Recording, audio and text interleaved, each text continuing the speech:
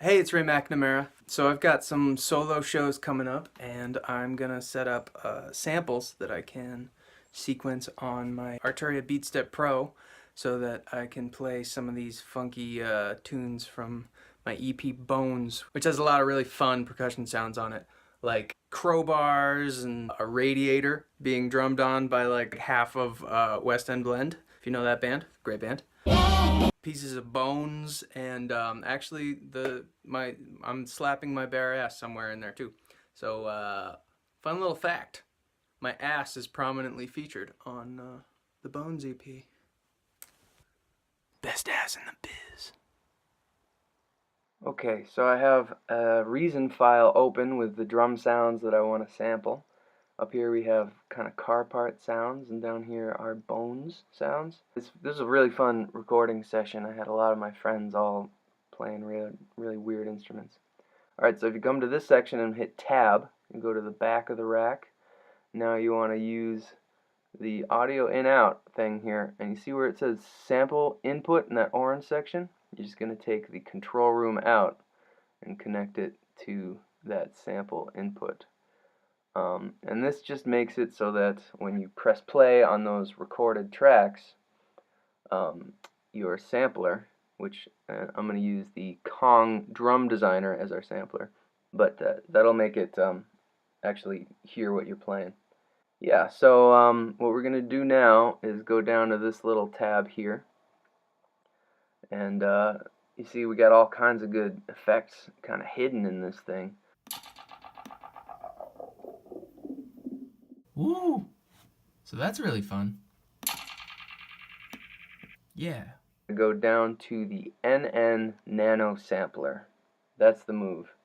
And now you want to select the pad that you want and cue up the audio that you're going to sample.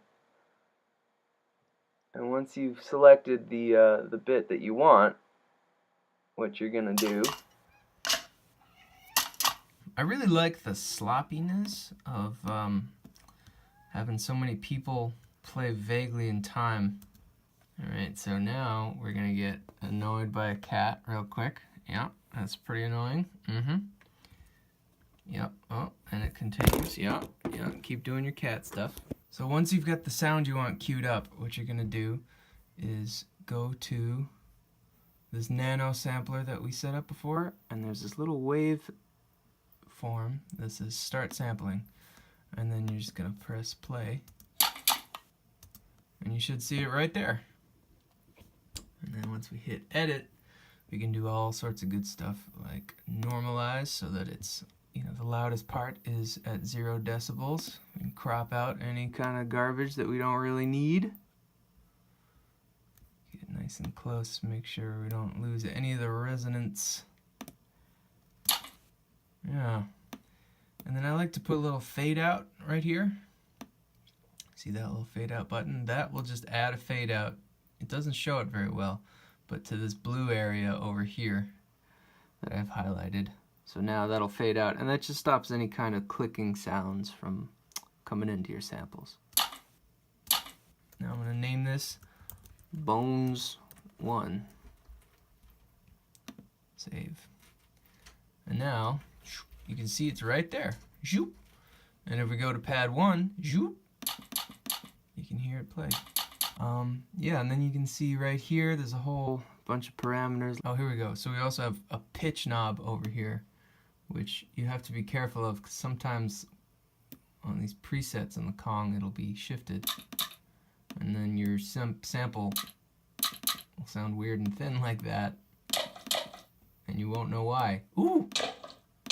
You can do some pretty cool stuff with that though.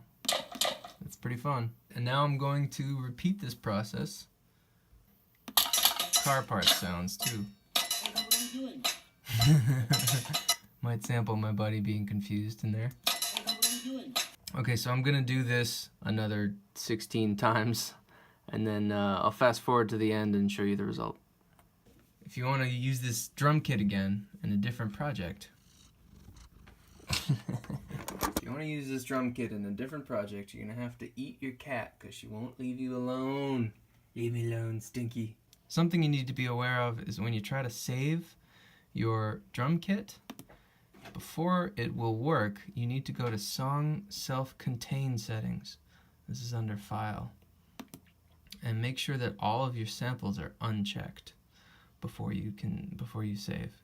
If these are checked, then the sample will only be saved in the project that you're working on. So if you want to pull this drum kit up in a different project, it won't be there.